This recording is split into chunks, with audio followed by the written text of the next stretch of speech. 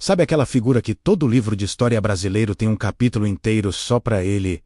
Getúlio Vargas. Pois é, o cara ficou tanto tempo no poder que a gente chama de Era Vargas. Mas você sabe o que realmente aconteceu nesses 15 anos? Fica aqui que eu te conto tudo de um jeito que você nunca mais vai esquecer. Tudo começou em 1930, com a chamada Revolução de 30, Getúlio Vargas, que era gaúcho, perdeu a eleição para presidente, mas não aceitou o resultado. Com o apoio dos militares e de outros estados, ele deu um jeito de assumir o poder, encerrando a República Velha, aquela do café com leite. Os primeiros anos foram o chamado governo provisório. Vargas começou a centralizar o poder e a fazer mudanças importantes. Ele criou o Ministério do Trabalho, Indústria e Comércio e começou a mexer nas leis trabalhistas. Sabe a carteira de trabalho, férias remuneradas, jornada de 8 horas? Muita coisa começou a ser desenhada aí. A ideia era criar uma base de apoio popular,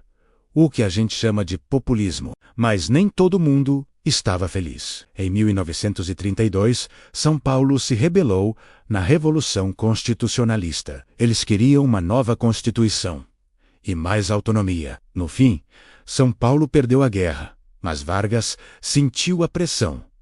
E em 1934, uma nova Constituição foi promulgada. Ele foi eleito presidente, dessa vez de forma indireta, para o mandato de 4 anos. Começava aí o governo constitucional. Nesse período, o Brasil estava super polarizado. De um lado, tínhamos os comunistas, com a Aliança Nacional Libertadora, a ANEL.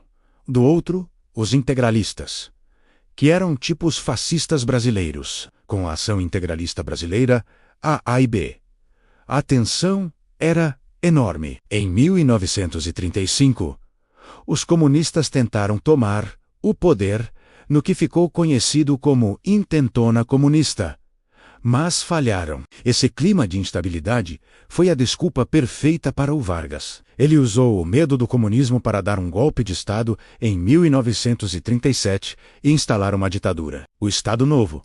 Ele rasgou a Constituição, fechou o Congresso, perseguiu opositores e governou com mão de ferro. A nova Constituição, apelidada de polaca por ser inspirada na Polônia, dava poderes quase absolutos ao presidente. E aí?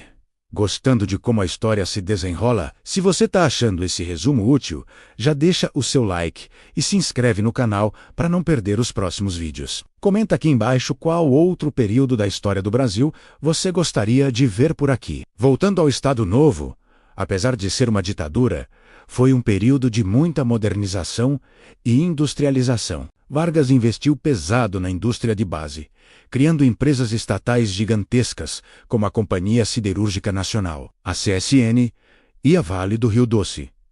Ele também consolidou as leis trabalhistas na famosa CLT, a Consolidação das Leis do Trabalho, que existe até hoje. A propaganda do governo, através do Departamento de Imprensa e Propaganda. A doença inflamatória pélvica era massiva, construindo a imagem de Vargas como o pai dos pobres. Mas a ditadura começou a ruir com a Segunda Guerra Mundial.